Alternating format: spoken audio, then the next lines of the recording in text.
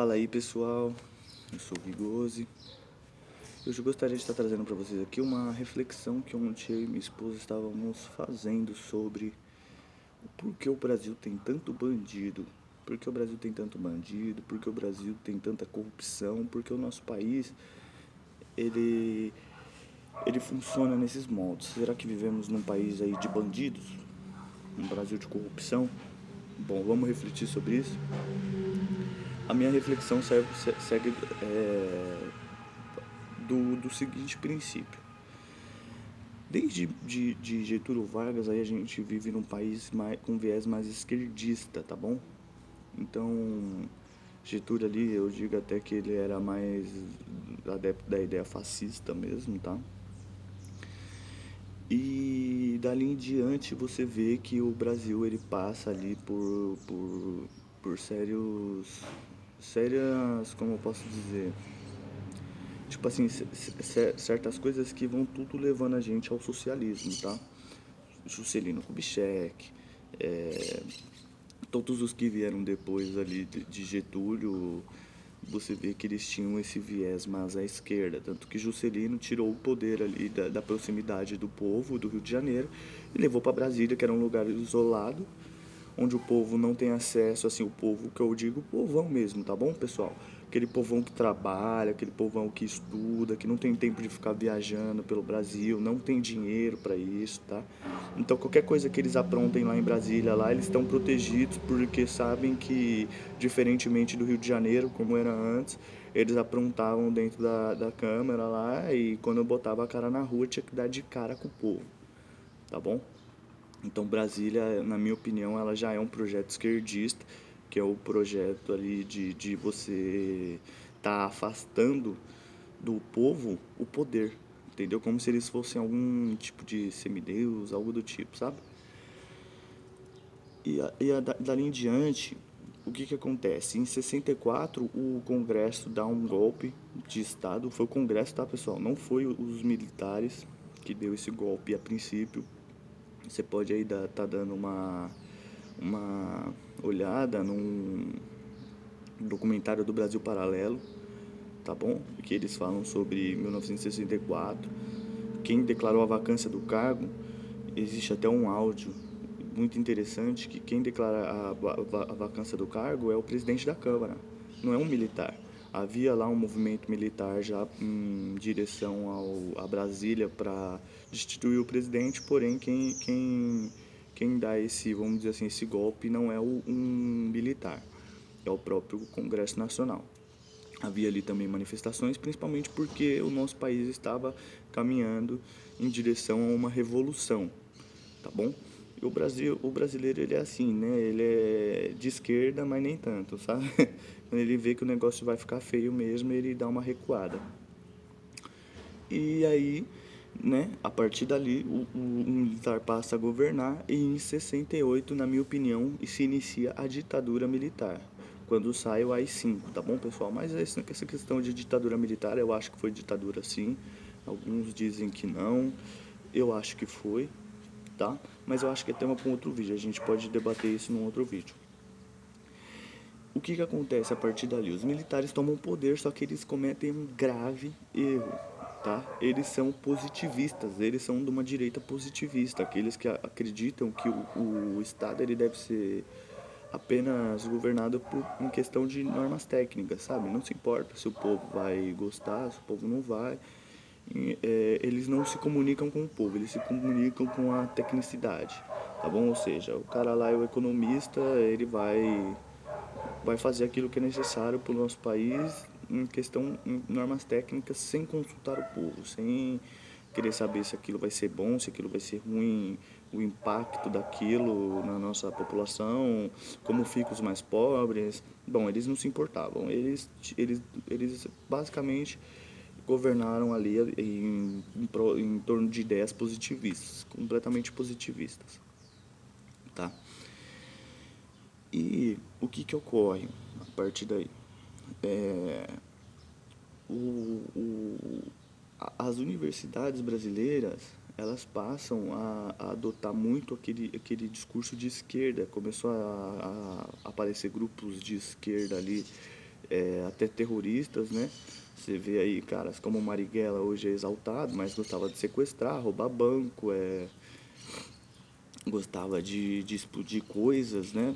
Vai entender. Então aí você já começa a ver uma certa idolatria referente à bandidagem, né? Uma certa idolatria. Esse aí é o cara que tá lutando contra o sistema a favor da nossa, da nossa democracia e em defesa dos mais pobres, né? Eles conseguiram angariar esse discurso e colou nas pessoas, entendeu? Eles conseguiram passar o discurso assim, que o seu patrão, ele é o seu inimigo. Ele é o seu inimigo porque ele está ganhando dinheiro em cima de você. Ele está andando de Ranger e você de bicicleta. Entendeu? Ele tá andando lá de Captiva e você tá andando sei lá, golzinho quadrado de 20, 30, até mais, 40 anos atrás. Entendeu? Então essa foi a ideia que eles conseguiram colocar na cabeça das pessoas. As universidades passaram ali a seguir também, ler bastante Marx, ler bastante Engels e começaram a criar uma espécie de cultura marxista. Uma cultura marxista que já vem dentro das universidades. Os seus pais são formados dessa forma, os seus avós talvez, dependendo da idade que você tem. E assim por diante, entendeu? Então, já dentro da universidade, existe ideias que é colocada dentro da escola mesmo, tá, pessoal? Existe ideias que é colocada na sua cabeça que aquilo se torna uma coisa tão, como posso dizer, tão fixa que você não consegue pensar fora daquela caixinha. Você simplesmente se aprende aquilo e aquilo também serve de conforto para você, porque você olha a sua situação e pensa, a culpa não é minha, a culpa é do meu patrão, que me paga pouco. Você entendeu? E ali você começa a ter uma certa demonização da classe mais rica, da elite. Entendeu? E, né, é, com essa demonização passa-se a acontecer também uma certa glamorização daqueles que agiam como uma espécie de Robin Hood, sabe? Aqueles que retiravam dos mais ricos e levavam aos mais pobres. Então daí você começa a já ter uma certa idolatria da bandidagem, entendeu? O bandido era aquele que nada mais nada menos estava lutando contra o sistema, tá? O sistema perverso que retira do mais pobre e dá ao mais rico, sem perceber que na verdade esse sistema é o próprio governo de esquerda, né? Podemos ver aí nos últimos anos quem foi que enriqueceu mais e quem ficou mais pobre. Mas enfim, ali começa a se haver uma idolatria da bandidagem. Os anos passam, né? Os militares saem do poder em 88. O primeiro presidente eleito ali, Tancredo Neves, ele morre entre o Sarney. Depois de Sarney veio o Collor, depois do Collor que tomou o impeachment Itamar Franco, depois FHC.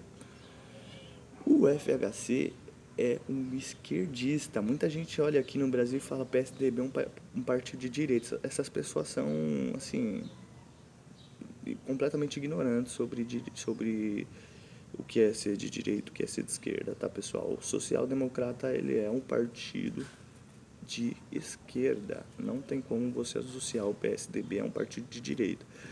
Em 88, o John Lennon, quer dizer, o FHC, né? Porque eu acho que ele estava pensando naquele dia que ele era o John Lennon. E fez uma constituição ali que é completamente complacente ali com essa tal bandidagem, entendeu? Afinal, são pobres, coitados, que não tem o que comer e aí partem pra roubalheira, né? E aquilo, cara, ficou tão assim na nossa cabeça que aí quando entra ali governos que você já começa a ver corrupção ali claramente. O Brasil sempre teve, né, na verdade. Mas ali no FHC já havia lá suas desconfianças. O Collor também parece caso de um carro aí, um carro velho até também, sabe, caiu, né? Nada comparado ao que a gente vê hoje, tá? Milhões e bilhões e trilhões. Não, antigamente havia corrupção, a corrupção era menor, porém era corrupção. Corrupto tem que ser preso, pessoal. E aí quando entra ali o governo Lula, em 2003, né? Ele foi eleito em 2002, 2003 o governo dele se inicia. Aí a própria população começa a ver que existe algo errado quando estoura o mensalão, então o pessoal já começa a ver que o Lula talvez fosse mais um dos bandidos. Porém, muita gente ainda aceitava, fala assim, pô, o cara roubou, mas fez, o cara tá fazendo. É tipo aquela ideologia mais Maluf, sabe? Eu roubo, mas eu faço. Tipo isso, sabe? E aí você começa a ver ali o Estado cada vez mais abrindo as pernas para a bandidagem. Então, o que acontece? A idolatria da bandidagem, somando ao Estado que não consegue fazer leis efetivas de punição a esse tipo de crime, automaticamente a bandidagem começa a subir. Começa a vir funk, ou seja, a bandidagem começa a entrar na nossa própria cultura, que ali o funk claramente idolatrando bandidos, né, como aqueles que são os lutadores antissistema. O rap também faz um pouco isso, infelizmente eu gosto muito de rap, mas existem ali uns que carregam esse tipo de ideia adiante, né, como se o pobre ele roubasse para se sustentar. Mas aí eu gostaria de saber, por que o rico rouba então? Por que o rico lava dinheiro? Por que o rico também comete esse tipo de crime? Isso aí tem a ver com caráter, pessoal. É com caráter, não tem com cultura e caráter. Não tem nada a ver com status social, tá bom? O rico rouba, o pobre rouba. Quem é mau caráter vai roubar. Quem é honesto vai ser honesto. Mesmo sendo rico ou pobre, existem pessoas ricas que são honestas, existem pobres, em sua maioria, que são honestos. Então, ali você passa a ver essa idolatria da bandidagem e essa demonização daqueles que estão acima ali do nível, né, um padrão de vida elevado, que tem ali uma grana boa, que vive confortavelmente, como se como se assim, tipo, a culpa de toda a pobreza fosse todos os ricos, tá? Então acontece essa idolatria. Isso é uma espécie de marxismo cultural, tá bom, pessoal? Que é o proletariado se revoltando contra a burguesia, tá bom? Então isso é algo que foi colocado na sua mente já dentro da escola, universidade, todos os lugares que você passou dentro da academia, isso daí foi algo que foi colocado na sua mente de forma que, vamos dizer assim, ninguém chegou em você e falou assim, olha, vamos roubar os ricos. Vamos roubar os ricos porque eles têm muita grana e eles são o culpado de você estar pobre. Como se fosse, tipo assim, o dinheiro fosse algo, um tanto de moeda marcada. Vamos supor aqui, pão. A senhorinha aqui da padaria aqui, ela vai lá e faz 10 pães hoje de manhã. Eu vou lá e compro 8 e deixo 2 pro resto da população aqui do bairro se virar. Como se fosse isso, né? Como se o dinheiro fosse essa tanto de moeda carimbado, onde quanto mais você tem, mais você tira de outra pessoa. E o que não é verdade, tá bom, pessoal? Isso aí também é tema para um outro vídeo, a gente qualquer hora pode debater sobre isso. E essa bandidolatria, ela passa a se tornar o seu, praticamente ali dentro da sua consciência, né? Você vê ali o bandido, o traficante, praticamente como um Robin Hood da quebrada, vamos dizer assim, né? Que é aquele cara que vai roubar, tirar do mais rico, vai tirar do cara que tem lá para dar para aqueles que não tem, né? O que é uma enorme mentira, porque você vê aí os traficantes, quando eles pegam dinheiro mesmo, eles compram lá meia dúzia de bonequinho pra dar no fim do ano, mas a goma deles, ó, um castelo, entendeu? Mas enfim. E outra, fora o perigo que eles botam as pessoas, né? Eles fazem as próprias pessoas da comunidade como escudo humano pra eles, tá bom? Enquanto a polícia atira lá do outro lado, eles se escondem aqui atrás da população e atira desse. Aí fica no meio ali a população tomando um tiro de bala perdida. E aí a culpa é do policial, não é do bandido que, né? Mas enfim.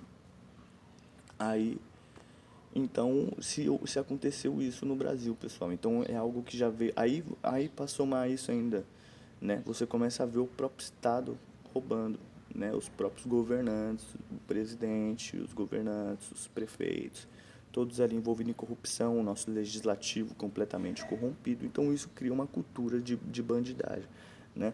Vamos por aí que alguns anos atrás ali, se um policial te para na rodovia aí com seu carro todo irregular e você tem a chance de dar ali 100, R$ 200 para ele, você dava. dava o dinheiro e partia sem nem olhar para trás, né? Isso é uma corrupção cultural, né? Uma bandidolatria cultural que temos no Brasil. Algo que não está tão explícito, porém está aí cravado na mente da maioria dos brasileiros, tá bom, pessoal? Então precisamos mudar isso, né? Precisamos reverter